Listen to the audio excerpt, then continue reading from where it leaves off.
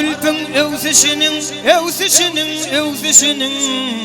Güzel yarın hayranımın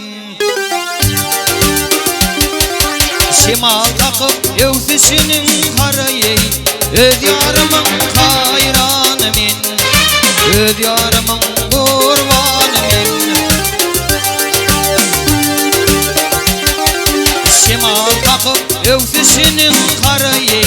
Öz yarımın hayranımın Öz yarımın kurbanımın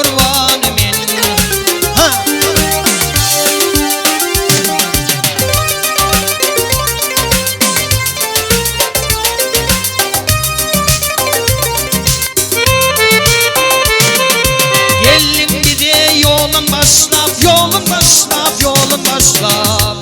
Taşın sanar min buluşlap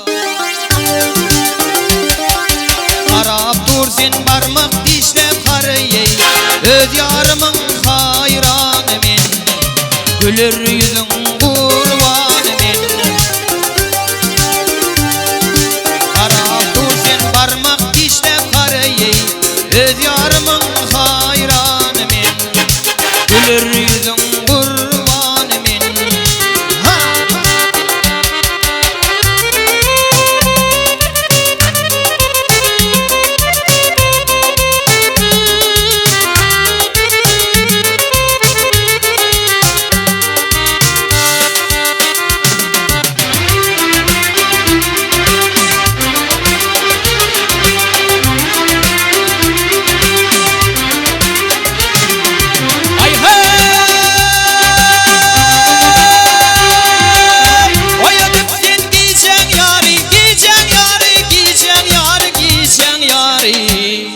Zülfün senin dağlar mari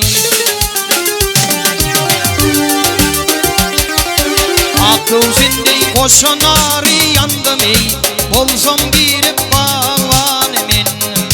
Bolsam girip bağlanımın Akıl sende koşan ari yandım ey Bolsam girip bağlanımın Olay satım bağvanımın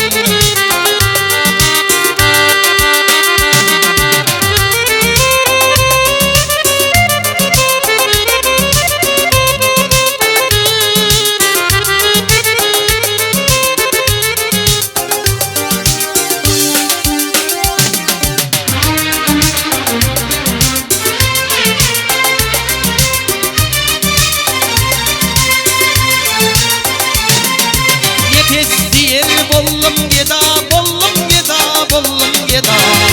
Öz yarımdan kaldım cıda Ne kaldım canan fida illeri Öz yarımın hayranımın Güzel yarım kurbanımın